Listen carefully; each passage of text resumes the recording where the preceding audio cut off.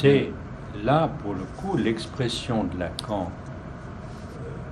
La colère, c'est quand les chevilles ne rentrent pas dans les petits trous, est un peu décalée par rapport à ce que disait Anna Lydia. Disons, elle est aristotélicienne, cette expression.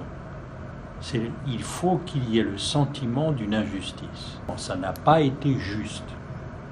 La cheville symbolique n'est pas entrée dans le trou réel.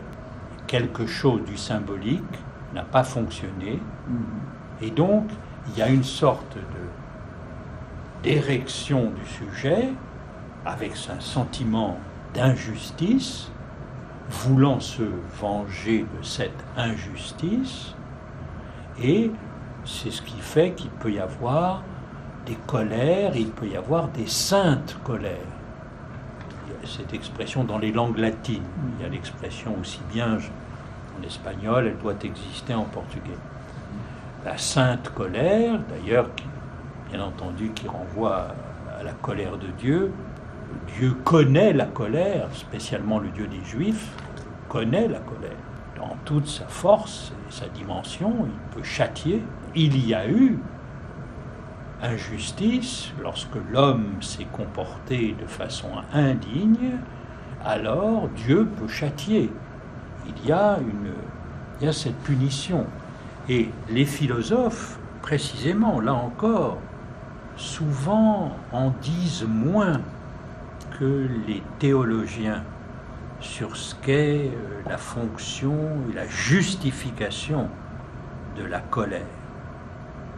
Dieu, par exemple, ne hait pas forcément les hommes. Il peut être très en colère contre eux.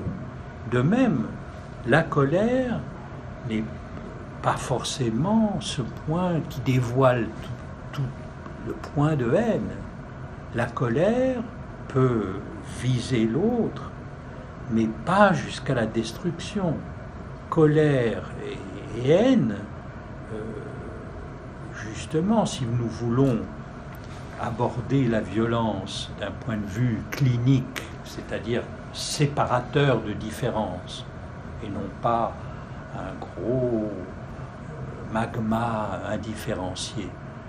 Certainement, il faut différencier colère et haine. C'est pour ça que c'est une très bonne chose d'avoir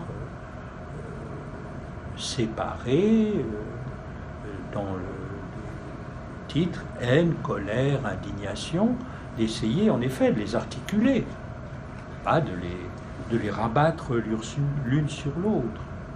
Et là, colère, avec les deux repères que vous donniez, injustice, vengeance contre cette injustice, désir de rétablissement d'un ordre symbolique où enfin les petites chevilles rentreraient dans les petits trous. C'est au moins cette croyance-là. Mais colère, c'est un affect, en effet, tout à fait central dans la politique contemporaine.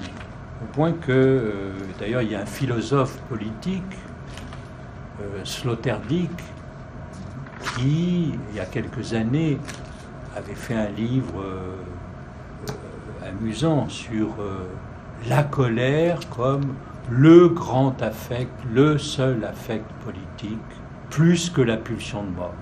Et effectivement, si l'on veut, il voulait remplacer la haine par la colère, le thumos, comme il disait, plutôt que Eros et son contraire Thanatos. Et il la différenciait, justement, il voulait la différencier de la pulsion de mort. Disons que pour nous, c'est la colère distincte de la haine. Et c'est toute une question.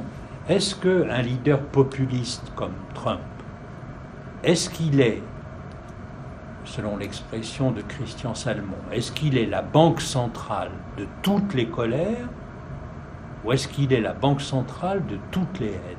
Sans doute les deux à la fois, à condition de les différencier.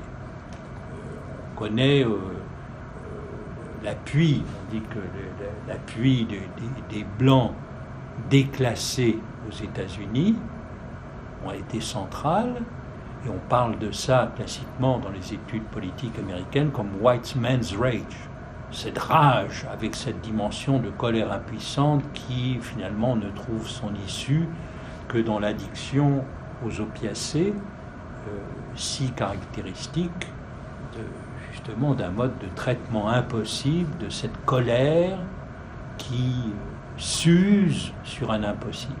Mais elle gagne à être différenciée de la haine.